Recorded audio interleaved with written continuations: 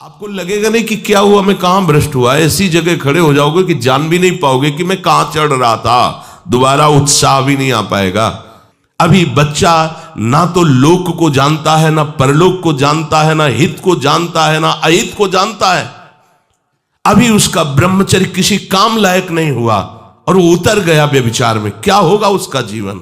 अगर आप वाणी में संयम में रहते हैं ना, वो और भजन करते हैं और सत्य बोलते हैं, तो आप जो बोलेंगे वही होगा। श्रवणेंद्री से गंदी बातें सुने, वाणी से गंदी बातें बोले, रसेंद्री से गंदा भोजन करें और सोचे ब्रह्मचर्य रह जाएंगे, तो बिल्कुल नहीं, कदापि नहीं। ब्रह्मचर्य कोई खिलवाड़ नहीं है।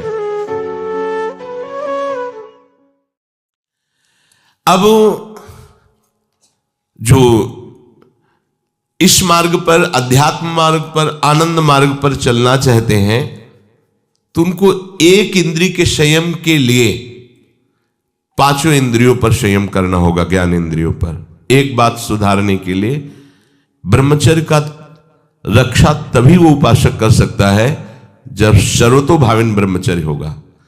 एक जनेन्द्रीय के ही ब्रह्मचर्य की पुष्टता का जब आप लक्ष्य कर लोगे, तो उसकी पुष्टता के लिए आपको सर्वतोभावेन ब्रह्मचर्य धारण करना पड़ेगा।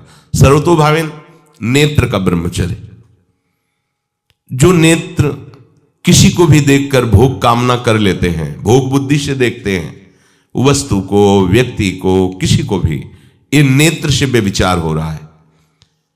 इसीलिए सावधान रहना चाहिए। जैसे नाटक, सिनेमा आदि हैं, वहां तो जान रहे हो चित्र हैं, पर उनमें जो अभिनय करने वाले जन हैं वो तो संसारी जन ही है ना। उनका पहनावा, ओढ़ावा, हाव भाव, अंग प्रत्यंग, अगर आप भगवत भाव से युक्त है तो संपूर्ण सृष्टि में कहीं भी दृष्टि जाए अपने प्रभु की भावना होती है। पर वहां तक पहुंचने के लिए आपको ये त्यागना होगा ना। आप किसी का अनुकरण न करें, आप अपनी स्थिति को देखें। अगर आप किसी का अनुकरण करते हैं कि हमने उनको देखा है, वो टीवी देख रहे हैं, तो टीवी में क्या देख रहे हैं, कहाँ स्थिति है, हमें क्या पता। हमको जहां पहुंचना है उसके लिए हमारे लिए बाधक है, हमें नहीं देखना है। अगर आप माना कि कोई नाटक ही देख रहे हैं, कोई ऐसे सीरियल ही देख रहे हैं, पर उसमें अभिनय करने वाले तो संसारी भोगी पुरुष ही है ना। आप कोई त्यागी जितेंद्री महात्मा को थोड़ी देख रहे हैं, तो उस देखने में तन्मयता आती है। जिसको हम देखते हैं उस पर हम आसक्त होते हैं, तभी तो उसका सुख दुख अनुभव होता है। देखो कोई ऐसी रोने वाली सीन आए तो रोना आ जाएगा, हंसने वाली आ जाए तो हंसना आ जाएगा, ऐसे तो उसका प्रभाव हम पर पड़ रहा है ना। तो हम किसी के अभिनय करने वाले के अंग प्रत्यंग को देख रहे हैं और वो कामुक होकर कोई काम चेष्टा कर रहा है, या कोई ऐसा, वो सारा का सारा मन कवर कर रहा है आपका, और एकांत होते ही फिर जो मन अपना मनमानी करवाएगा आप नहीं सह पाएंगे। इसलिए नेत्र का ब्रह्मचर्य सबसे पहले शुरू कीजिए। आपको वो चीज नहीं देखनी, वो बात नहीं पढ़नी, वो दृश्य नहीं। श्रीमद् भागवत में वर्णन है, कोई पशु पक्षी भी मैथुन कर रहा हो, अचानक दृष्टि गई तो मानसिक प्रणाम करके दोबारा दृष्टि नहीं जानी चाहिए। इसीलिए लिखा है कि आप एक धनुष भूमि को देखकर, एक धनुष, इसमें किसी की हानि नहीं होगी, आपकी भी हानि नहीं होगी। आप एक धनुष भूमि देख करके ही चलिए। मतलब बहुत लंबी दूरी देखने की जरूरत नहीं है, बहुत दृष्टि उठा करके इधर उधर गर्दन हिलाने की जरूरत नहीं है। और जैसे कि कोई टक्कर मार सकता है, तो देखो जिनको प्रारब्धानुसार टक्कर लगनी होती है ना, वो चाहे जितनी सावधानी से चलो, वो प्रारब्ध आकर के दंड देता है। अन्यथा सीम की चाप सके को तासु, बड़ रखवार रमापति जासु। आप जा रहे हो भगवत चिंतन करते हुए, तो प्रभु का नाम आपका पहरेदार अंग रक्षक है, कोई बाल भी बांका नहीं कर सकता। आपका प्रारब्ध यदि आया है, प्रभु से पास हो गया है कि आपको ये दंड मिलना चाहिए, फिर मिलेगा। आप निश्चिंत रहिए, निर्भय रहिए। प्रभु का जो विधान है वो मंगल करने वाला है। देखो इतने बड़े महापुरुष पूज्य श्री राधा बाबा, श्री आद्याशक्ति भगवती की प्रसन्नता की आराधना कर रहे हैं, क्योंकि श्री कृष्ण हमारे पति हों, इस सिद्धांत की पुष्टता के लिए। और पैर फिसल जाता है, स्नान करने जाते हैं, खड़ाऊ पहने हुए थे और अंग टूट जाता है, दवा नहीं लेते, बांस की खिपचाल बांधकर पुनः अनुष्ठान में बैठते हैं। बलिहारी ऐसी सामर्थ्य की, ये भागवतिक प्रारब्ध ऐसे महापुरुषों को भी दंड दे देता है। देखो ना, ऐसे महापुरुष जो ऐसी ऊंचाई पर पहुंचे हैं और इतने भागवत भजन में नियम निष्ठ हैं, उनको भी प्रारब्ध दंड दे रहा है शरीर को। तो अपने को इससे निश्चिंत हो जाना है। जो होना है उसे रोक नहीं सकते, जो नहीं होना उसे कोई कर नहीं सकता। अपने आराध्य देव के चिंतन में ज्यादा नेत्रों को इधर उधर दौड़ाने की जरूरत नहीं है। नेत्र का ब्रह्मचर्य, फिर वाणी का ब्रह्मचर्य, बहुत बड़ा प्रभाव पड़ता है इससे। यदि आप जवान से अश्लील बातें, गंदी बातें, कामुक बातें करेंगे तो आप ब्रह्मचर्य रह ही नहीं सकते। अगर आप वाणी से परस्पर शरीर आकर्षण वाली बातें करेंगे, बट उसको देखा तुमने क्या, बस आप गए। चाहे वो स्त्री शरीरधारी साधक हो या पुरुष शरीरधारी, परस्पर आकर्षण संबंधी यदि वाणी खुली आपकी, तो वाणी के व्यभिचार से आपका जनेंद्री का व्यभिचार प्रारंभ हो जाएगा। आप रोक नहीं सकते, नहीं रोक सकते। इसलिए वाणी से भी कोई ऐसी वार्ता ना कीजिए जिससे आपके अंदर काम वेदना बढ़े। श्रवणेंद्री का, कान से गंदी बातें, व्यभिचार की बातें, कामुक बातें सुनना जिससे हमारे हृदय में कामना जग जाए, बिल्कुल नहीं। भले वो किसी को लेकर टीका टिप्पणी की जा रही हो, देखो वो साधक है, उसको हमने देखा वहां ऐसे देख रहा था, वैसे कर रहा था, वो तो आपको समझ में आ रहा है कि किसी साधक की बात कर रहे हैं, वो तुम्हारे नाश के लिए उपाय कर रहे हैं जो आपको ऐसी बात बता रहे हैं। क्यों? क्योंकि आप भी तो साधक हैं। श्रवणेंद्री का व्यभिचार हो रहा है। आराध्य देव के सिवा और कोई बात कान से सुनना उसे व्यभिचार कहते हैं। इसलिए महाप्रभु कहते श्रवण फूटो जो अन सुनो। ऐसा हमारा अगर कान कुछ और सुने तो फूट जाए, नेत्र कुछ और देखें तो ये नेत्र नष्ट हो जाए, वाणी कुछ और बोले तो मुख हो जाए। हमारी श्रवणेंद्री का व्यभिचार नहीं होना चाहिए। धर्म की बात, अपने आराध्य देव की बात, शास्त्र सम्मत बात हम श्रवण करें। अन्यथा अगर कोई ऐसा मित्र है या हमारा साथ में रहने वाला है, कोई किसी भी साधक की को लेकर बात कर रहा है, तो भी हमें कान में उंगली डाले नहीं। हम कोई ईश्वर थोड़ी कि हम किसी को संभाल लेंगे, हम अपने को नहीं संभाल पा रहे। हमारे सामने किसी की बात मत करो, ऐसी करना है तो प्रभु की चर्चा करो, अन्यथा मत करो। तो अगर आप श्रवणेंद्री का ब्रह्मचर्य, वाकेंद्री का ब्रह्मचर्य, नेत्रेंद्री का ब्रह्मचर्य और त्वगेंद्री का ब्रह्मचर्य, अनावश्यक किसी को स्पर्श मत करो। परस्पर विरोधी शरीर को तो भूल कर मत करो। विरोधी शरीर जैसे हमारा पुरुष शरीर है, सामने स्त्री शरीर है, तो किसी भी तरह से सेवा के लिए संकेत करना या किसी भी सेवा के लेन देन में बचाव पक्ष में रहो। यहां रख दीजिए सामान, फिर आप उठा लीजिए। सीधे हाथ में सामान लेना नहीं, सीधे हाथ में सामान देना नहीं, जमीन में रख दीजिए।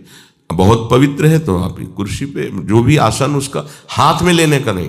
परस्पर विरोधी भाव वाले शरीरों का स्पर्श बिल्कुल निषेध है, किसी भी कारण से न किया जाए।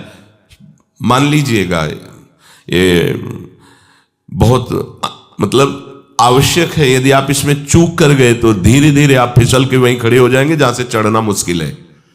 किसी भी साधिका को, किसी भी साधक को परस्पर लेन देन हाथ में नहीं करना चाहिए। मानो हमारी बात, आपको माला देनी है, चौकी पे विराजमान करो, हम उठा लेंगे। हमें कोई सामग्री, ये सामान रखिए, आप उठा लीजिएगा। कभी भी कोई भी परस्पर मुस्कुराहट, बातचीत, ऐसे कोई इशारे यदि दिखाई दे तो आप बचो और उसको बचाओ। साधक है, साधिका है, उससे गलती हो सकती है, आपसे भी गलती हो सकती है। आप सत्संग सुनते हैं, आपको लगा कि इसकी मुस्कुराहट, इसकी कुछ चेष्टा ऐसी दिखाई दे रही है जो हमारे अंदर कामुकता पैदा कर सकती है, उसको भी बचाओ और स्वयं बचो, तो भगवान आप पर प्रसन्न हो जाएंगे। वो देख रहे हैं अंदर की बात। साधक को बहुत सावधान रहने की आवश्यकता। ये इसको खिलवाड़ मत समझो, इसीलिए कह रहे हैं ये अध्यात्म है, ये परमार्थ है। आपको लगेगा नहीं कि क्या हुआ, मैं कहां भ्रष्ट हुआ, ऐसी जगह खड़े हो जाओगे कि जान भी नहीं पाओगे कि मैं कहां चढ़ रहा था, दोबारा उत्साह भी नहीं आ पाएगा। बात अच्छे से समझ लीजिए। तो हमारी त्वगेंद्री का व्यभिचार ना होने पावे, सहसा किसी का इस पर, किसी की भी अगर सेवा करने का सौभाग्य मिले, फिर उसमें ये प्रश्न नहीं उठता। अगर कोई गिरा पड़ा है भला ऐसी स्थिति में कि मुझे अत्यंत आवश्यक है उसे उठाना, अगर नहीं उठाते तो वो कष्ट पा रहा, अचानक कोई गिर जाए, फिर हम ये नहीं देखेंगे, फिर ये हम सूत्र नहीं स्वीकार करेंगे कि अब हम तो ब्रह्मचारी हैं, अब हम खड़े खड़े देख, नहीं, उसको अत्यंत आवश्यकता है हमारी। अब उस समय हम भूल गए अपने आप को और उसको उठा करके अगर हमें अस्पताल ले जाना, अस्पताल ले जाएंगे, जरूरत है हम उसकी सेवा करेंगे। सावधान, वो भगवत भाव से की हुई सेवा तुम्हारे अंदर आध्यात्मिक शक्ति पैदा करेगी, काम भावना नहीं पैदा करेगी। हमारी मां बीमार हो और हमें उसे पता चला कि शौच कर दिया है, हमें शौचाना पड़े, हमें उसका मल धोना पड़े, तो क्या हमें काम जागृत हो जाएगा? क्या मेरी मां है, हमारी बुद्धि कभी ऐसी नहीं होगी। आपका पिता है, आप लड़की हो, कोई दूसरा रह नहीं गया और वो बीमार है, आपको ऐसी क्या काम जागृत हो जाएगा? क्या अगर ऐसी सेवा में काम जागृत होता तो कोई नर्स ही अस्पताल में नहीं होती। हर सेवा उसको करनी होती है, नर्स को, चाहे वो स्त्री शरीर हो चाहे पुरुष शरीर हो, परस्पर विरोधी शरीरों की सेवा, पर कहीं काम थोड़ी जागृत होता है, क्योंकि उसको अपने सेवा धर्म से मतलब है। तो ये सेवा के समय इस सूत्र को न देखा जाए, पर ध्यान रखें, अत्यंत आवश्यक जहां आपके सिवा नहीं हो सकता वहां अगर हमें ऐसा अवसर मिलता है कि सेवा उसे हो सकती है तो हम पहले उसे प्रेरित करेंगे। और अगर ऐसा है कि अब कोई नहीं है, फिर हमारा परम धर्म जागृत हो जाता है परहित का। अगर हमारा कोई निंदा भी करे, कोई शरीर की भी हानि हो जाए, अब हम परवाह नहीं करते। परहित शरीर से धर्म नहीं भाई, इससे बड़ा कोई धर्म नहीं है। पर ध्यान रखें, भगवान को साक्षी करके ये उस समय की बात है जहां बिल्कुल कोई अब गुंजाइश नहीं रह गई है। त्वगेंद्री को ऐसे सहसा किसी आप पुरुष शरीरधारी पुरुष को भी सहसा इससे आप में शक्ति जागृत होगी। यदि आप वाणी को मौन रखते हैं, भगवान नाम जप करते हैं और सत्य बोलते हैं, तो आप जब कभी जो कुछ भी बोलेंगे वैसा ही सत्य होगा। गांधारी जी ने कोई तप नहीं किया था, जब सुना कि मेरा ब्याह धृतराष्ट्र से हो रहा है जो बाह्य नेत्र रहित हैं, उसी समय पट्टी बांध ली कि जब मेरा पति संसार को नहीं देख सकता तो मैं भी संसार को नहीं देखूं, जब मेरा पति मेरे रूप को नहीं देख सकता तो मैं भी किसी के रूप को नहीं देख, पट्टी बांध ली थी। जब महाभारत का युद्ध चल रहा था, बड़े बड़े वीरों को मार गिराया जा रहा था, गांधारी ने दुर्योधन से कहा, सुन, मुझे पता है कि भीम की गदा को तो झेल नहीं पाएगा, क्योंकि सबसे बड़ी बात भगवान का वरद हस्त उनके ऊपर है। दूसरी बात, वो पवन पुत्र है, वो जब अपने आवेश में आ जाएगा तो तेरी सामर्थ्य नहीं कि उसकी गदा के प्रहार को तू सह सके। पर मैं तुझे शक्ति प्रदान करूंगी। मैं एक पतिव्रता हूं, आज तक कभी पति का वरण करने के बाद कुछ देखा नहीं है। मैं अपने नेत्रों की पट्टी खोलूंगी, तू नग्न होकर मेरे सामने आ जाना। मेरी दृष्टि पड़ते ही वज्र का शरीर तेरा हो जाएगा, किसी की सामर्थ्य नहीं कि तेरे उस अंगों को तोड़ सके। भगवान सब कुछ जानने वाले हैं। भगवान भक्त पक्षपाती होते, भगवान का स्वभाव भक्त का पक्षपात लेना होता है। वो अपने महल से कॉरिडोर से जा रहा था गांधारी जी के पास, भगवान आ गए चट से, तो तुरंत उसने हाथ ऐसे लगा लिया, मुझे शर्म आनी चाहिए यार, तो हस्तिनापुर के सम्राट पद पर अभिषिक्त होने के लिए तैयारी कर रहा है, नंगे घूम रहा है गली में। उसने कहा, गली में नहीं, मां के सामने जा रहा है। अरे कोई बच्चा है, ऐसे जाया जाता है मां के सामने? उसने कहा, मां ने कहा है कि हम पट्टी खोलकर तुम्हें देख लेंगे तो तुम्हारा शरीर वज्र का। चलो माना, मां की आज्ञा का पालन करो, थोड़ा इन अंगों को तो ढक लो, तुम तो बड़े हो, कोई बच्चे थोड़ी मां के सामने ऐसे चले जाओगे, ढकना चाहिए तुम्हें। वापस कर दिया। वो यहां ऐसे पत्तों से ढका, वस्त्र नहीं पहना, मां की आज्ञा ऐसे पत्ते से ऐसे कमर से ऐसे ढक लिया, पीछे आगे ऐसे। गांधारी जी ने पट्टी खोली और जे ही देखा पूरा शरीर वज्र का हो। तो ये क्या किया तूने, कमर में क्यों बांध लिया? बोले शर्म लगती थी। कैसे आपके? बोले यहीं से मारा जाएगा, भीम की गदा का प्रहार तेरी इसी जंघा और कमर को तोड़ देगा, तेरी मृत्यु।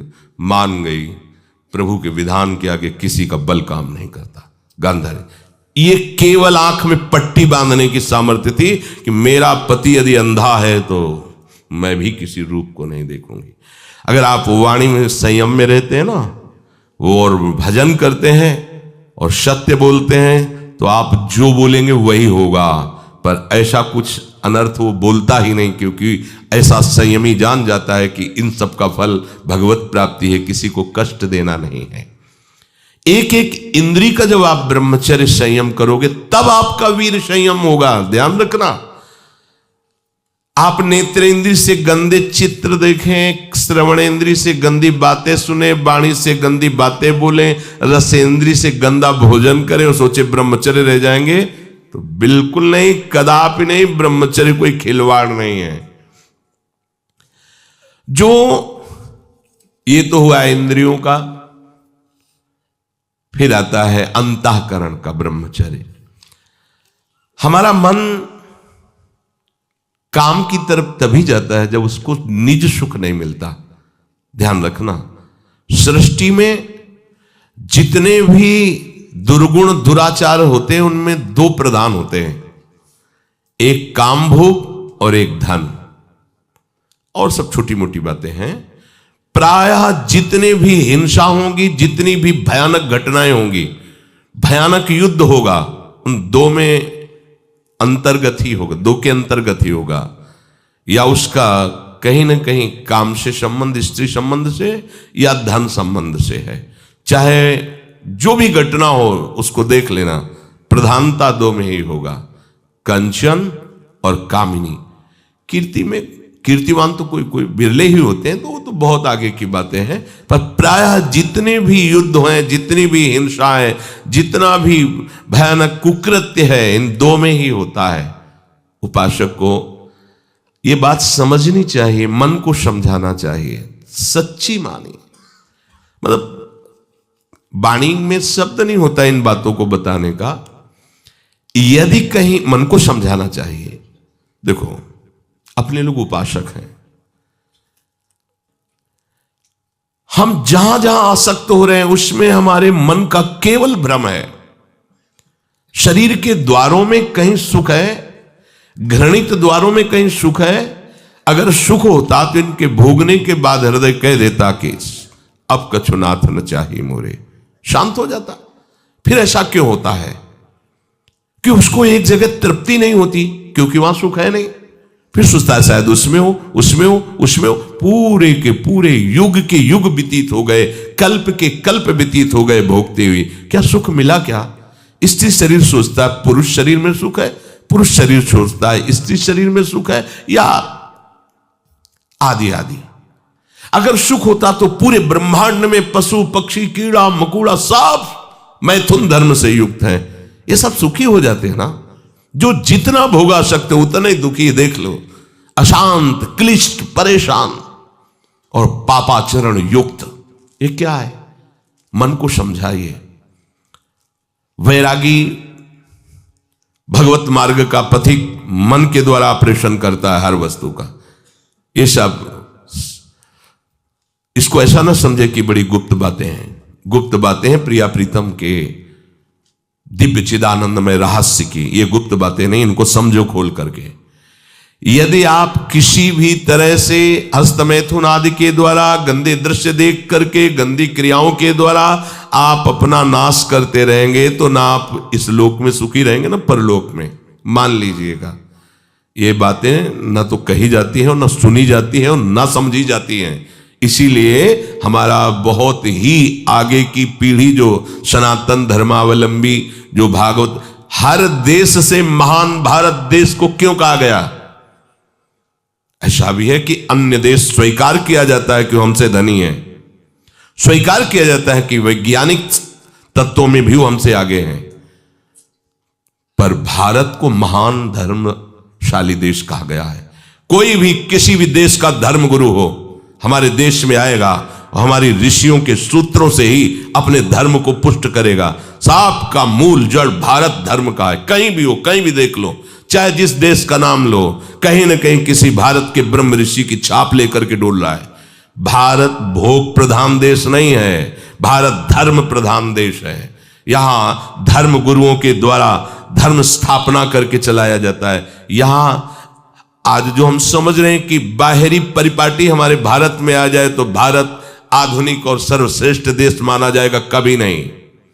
भारत अपनी परिपाटी से चलता है, तब सब देशों के ऊपर राज्य करता है। किसी भी देश में न पतिव्रता मिलेगी न यति मिलेगा, ब्रह्मचर्य का कहीं नामो निशान नहीं मिलेगा। ये भारत देश में ही मिलेगा। यहां ब्रह्मचारी मिलेंगे, यहां सती मिलेंगे, यहां प्राणपण से धर्म का पालन करने वाले मिलेंगे। अब हमारे जो नई पीढ़ी है वो आधुनिकता को स्वीकार कर रही। गर्लफ्रेंड बॉयफ्रेंड कौन सा रिलेशन है, लिव इन रिलेशन, ये हमारे कहीं किसी भी धर्म ग्रंथ में लिखा हो तो आप बता दीजिए।